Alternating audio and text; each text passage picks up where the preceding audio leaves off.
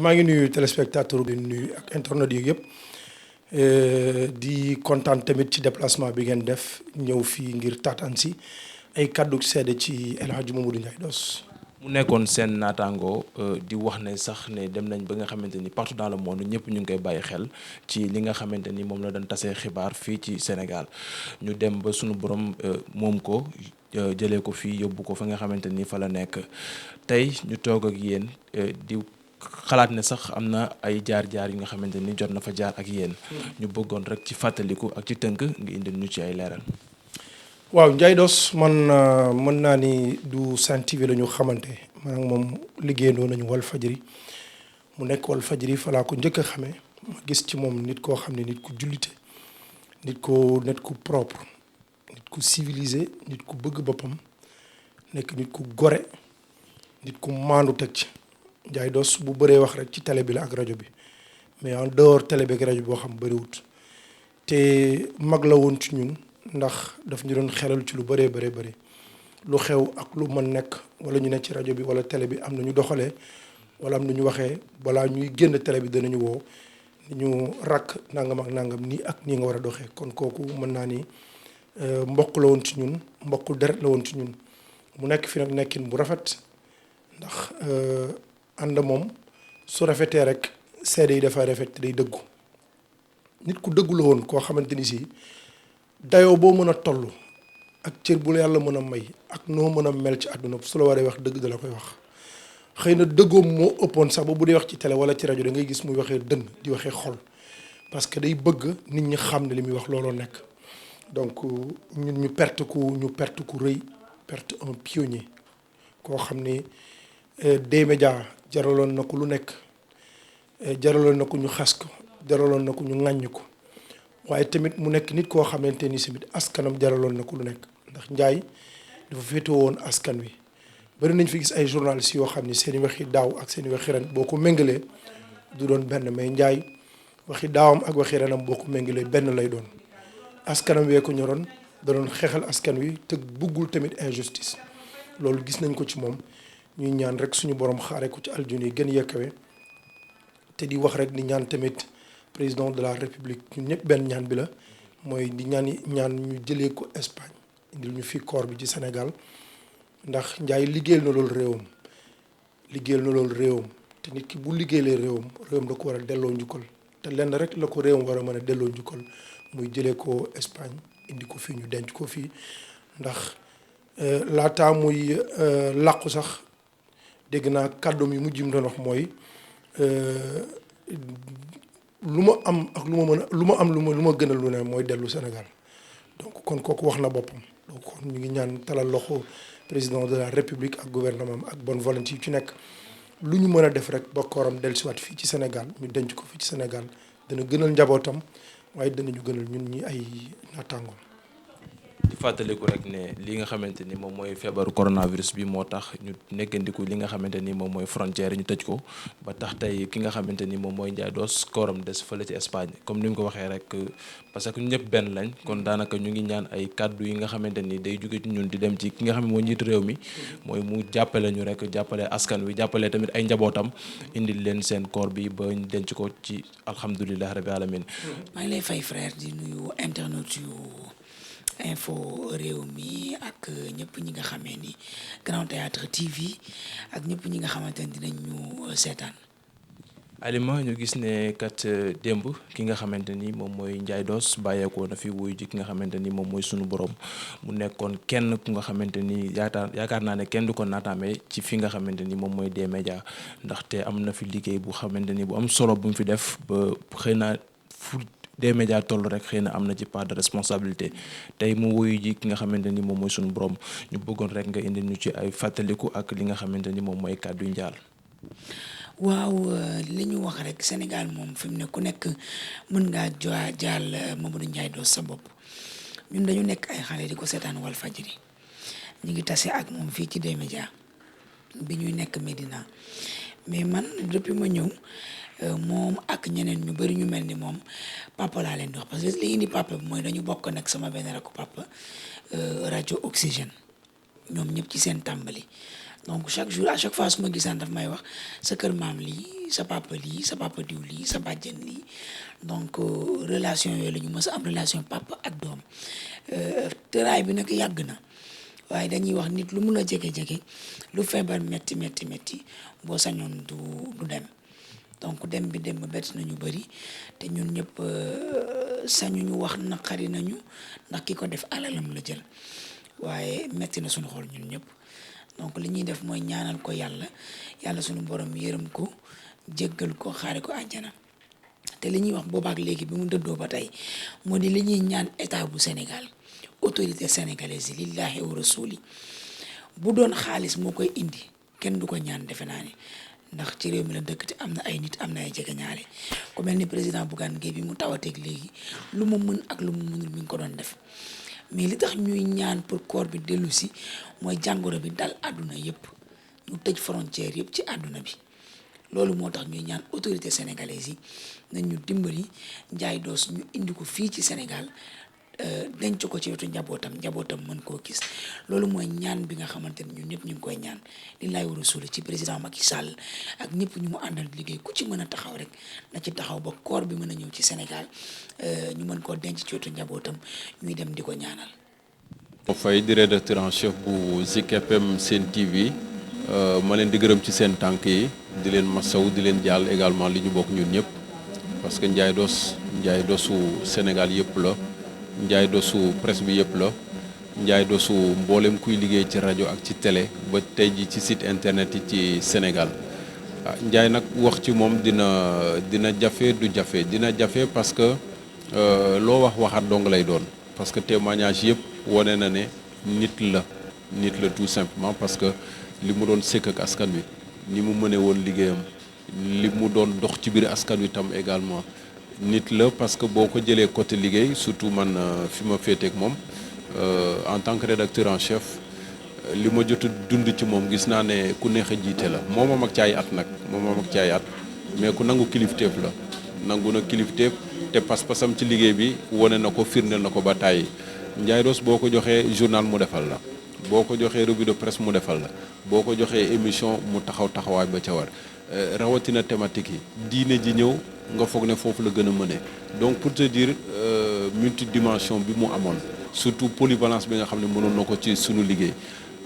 ak lépp loo xam ne liggéey bi aajowoo na ko Ndiaye Doss également c'est quelqu'un boo xam ne carnet d'adresse am loolu lay journaliste di war a def carnet d'adresse bu yaatu la am li mu xam ci biir Sénégal ñu bëri ñu ngi ci biir métier mi tey jii xamuñu ko parce que da daan sonn di ko jaral muy wër Sénégal di dem découvrir loo ay localités yoo xam ne nit ñi xamuñu ko woon amoon na fi benn émission sunu gaal googee genre carte postale la woon day dem ci ay gox yoo xam ne xëy na ñun ñi ne fii Ndakaaru wala diggante réewu taax yu mag yi fi ne doo xalaat sax mën a dem foofu wala doo xalaat ne sax béréb yooyu existé na moom muy dem ba foofu di ko jëli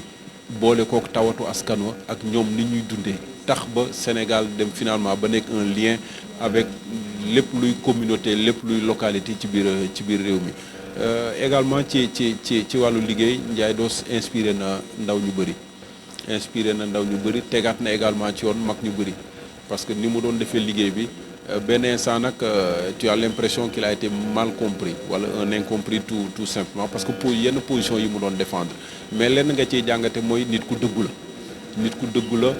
am ngëm-ngëm te looloo am solo ci doomu aadama ngëm-ngëm boobu mooy tax ba lépp lu mu song ci métier bi mu mën ko daan te loolu la ñu gisoon ci moom franchise boobu lay dégager au petit écran franchise boobu également lay demeek nit ñi ci rajo bi ñu bëri ñu ngi fàttali ko émission wax sa xalaat bi nga xam ne moom moo ko fi doon animé ak yeneen franchise bi muy demeek auditeurs yi loolu déjà lu am solo la beneen aspect bi may gis ci moom mooy nitu Sénégal bu ñu doon compter patriote yi nga xam ne ñu ngi ci biir réew mi dinañ ko ci boole parce que défendre na ay sensibilité défendre na ay sujet xeex na défendre na ay combat ak ay principe te loolu def naa liggéeyal na réew mi am na lu ko réew mi war a defal également donc muy koo xam ne Sénégal yëpp a ko jooy ñun confrères yi collègues yi surtout fii au niveau de des médias ñun ñëpp koy jooy. jaar na Oxygène jaar na Walfadjri ma ciy profité également di leen jaale bu baax a baax parce que dañ ko bokk ak moom tiis wi ñun ñëpp ko bokk biir Sénégal témoignage yu bëri jaar na fi won la dimension bi nga xam ne Mamadou Ndiaye Doss amoon na ko ci biir réew mi. Au-delà du journaliste qu'on voyait à la télé wala qu'on entendait à la radio am na beneen personnalité bu mu doon dégager ci biir askan wi te am na yu bëri yoo xam ne dox na ko peut-être loo xam ne ñaar ak ñett yëguñu ko témoignage yu bëri na ci wàllu googu relation yi mu am tey jii ci biir Sénégal moo ko mayoon fu ne mu mën faa dugg façon kilifa bu ne également mu mën a taxaw ak yow wax ak yow et puis également pas seulement ay kilifa mais Ndiaye Doss moo mënoon wàccee boppam ba mën a maase ak ñëpp te loolu moo ko doon may force justement bi nga xam ne moom la amoon ci biir groupe bi parce que dina défendre ay nit dina défendre ay dossiers dina taxaw ci ay cas lu mu yëg ci sa soxla dina ci taxaw balaa muy mën a am jàmm sa soxla boobu saafara wala boog mu contribuer ci wala mu boole laak nit wala wutal la solution fëggal la bunt ba su jafe-jafe boobu mën a saafaraw fii taxawu na ñëpp nekkoon sunu mag sunu doyen uufoon tam njaboot gi uufoon xale yi ba ci ñun ñi nga xam ne ci wàllu kilifteef amaana yàllaa ko dogal mais man personnellement dama ko jàppe woon comme sama grand sama xarit et c'était mon confident benn instant retiré woon naa j'étais à Thiès mais du toog semaine boo xam ne woowu ma wala bu ñëwee Thiès également day jaar seet si ma donc muy won la ne relation bi ñu amoon maak moom et puis c'était très fort te ni mu ko doon defee ak man noonu la ko doon defee ak ñu bëri fii nii ci biir kër gi moo tax tey jii ñun des médias ñu sentir ne vraiment ñàkk nañu un pilier ñàkk nañu un grand frère ñàkk nañu un doyen ñàkk nañu un encadreur ñàkk nañu tout simplement un père de famille parce que c'est comme ça qu'il se comportait avec nous ñu koy jàll également njabootam parce que témoignage yi nga xam ne tam recueilli nañ ko ci côté boobu c'était un père de famille exemplaire ku bëgg njabootam ku sonnoon ci ay mbokkam donc ñu leen koy jàll ñëpp di ko jàll mbooleem presse bi di ko jàll ay mbokkam di ko jàll Sénégal yëpp. di nuyu te di leen sargal tamit te di leen jàlle lu ñu bokk yaakaar naa lu ñu bokk nag bu ñu nee lu ñu bokk ñun ñëpp a ko bokk ñi nekk ci presse bi comme yéen ak ñun ñi nekk fii ci D-Média waaye mboolem presse parce que ñu ngi koy wax depuis quelques jours depuis démb sax je veux dire Ndiaye Doss dafa jaar fu ne jaar na Oxygène liñ naan il a fait ses humanités reyante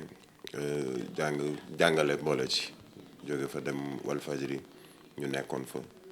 vraiment dara ñaawul mu dalal ñu en tant que notre grand frère jiituñu peut-être ci métier bi waaye wàcce boppam ndax humilité moom moo nekkoon Ndiaye Doss ku humble maanaam dafa jàpp ni bu defee ñaar fukki atu métier tamit day ñëw sax laaj la ne la mais grand lii noo ko xalaatee wala kàddu bi est-ce que du ma jël bi def nii wala nee nag na mais fàttaliku lu bari daal ci moom ndax yàlla moo def ñu seq métier bi waaye tamit seq jamono ba pare seq àdduna ndax dañu seqoon lu bari sur le plan personnel également te rawatina nag may jaale jabaram ndax Aïda Gadiaga macha allah jigéen bu mën góor loolu je tiens à ce que sànq frère am daf ma woo Ousseynou di frère Ndiaye Doss ne ma yow duñ la ko jaale ndax yow waroo ñu ko jaale sax yow lañ ko war a jaale ndax dafa am loo leen seq ma ne ko waaw mais lu ñu mën a seq tamit seen mbokk la ndax bu ñu demee ba war a denc mbokkam moo koy dugal ci biir suuf lu ñu ko jege peut-être ñoom mën nañu cee jox cër rek waaye Aïda li tax ma tudd ko dafa ànd ak Doss ci anam mu nekk mu metti mu neex ak lu mën a doon mu muñ lu bari ñu fekkee ko gis ko ak njabootam yépp di ci moom la nekkoon foofu ca Espagne sama xel du génn ci njabootam yu ndaw yi nga xamee ni bàyyi na ko fi ñoom Mohamed ak xale yi nga xamee ni tey dañoo ñàkk seen waajur wax ci moom daal dafa compliqué parce que ñu bari peut-être bi mu génnee àdduna lañ koy doog a gën a xam wala la ñuy xam yenn ci moom waaye Doss daan na def lépp ci sutura la ko doon def nit dina ñëw sax Doss ne la xoolal kii de aw ma paas bu ma ko jox amoo 5000 francs foofu nga jox ko ci sutura mu jël ko jox ko démb am na sam benn caméraman boo xam ne mu ngi fi woon da doon montel Ndiaye Doss mu demoon tukki benn période bi mu ñibbisee comme indaalewul sëri te nuñ koy waxee Ndiaye Doss ne ko abal ma sa montre Papis dem mu jël montre am jox ko mu dem plateau Sen Show ne ko gis nga de montre bi de Papis moom ma ko indaaleel sérité ça veut dire que bëgg na sax sagal kooku nga xamee ni pourtant caméraman la nit ñi naan noo dem na tukki ñëw indiwul dara mais mu wane ni kii de dem na tukki ñëw waaye bi mu ñëwee indil na ma dara te pourtant daf ko àbboon montre am donc léppam sutura la yoon yaakaar naa ni am na lu mu ci dégg parce que ba sànq sax ñu ngi may xamal ni ñu ngi ci ay jéego yu sori sax pour fexe ba mu mën a ñëw parce que xam nañu ni dañu tëj frontière maritime terrestre ak aérienne yi te lépp lu koy indi mooy feebar bi di coronavirus tiital ñëpp waaye teewul ñu ngi ci lijjanti déjà sur le plan financier li ñu war a def pour mu ñëw borom kër gi def na ko te tamit c'est une occasion de lui rendre hommage moom Bougane parce que ñoom ñaar la woon déjà ndax ñoom ñaar ba ñuy xamante ñun xamante ñu ak Ndiaye Doss ndax ñu duñ bokkoon ñoom seen Walfadjri et ça depuis fort longtemps ñu ñëw fekk leen foofu donc mu def waru garam en tant que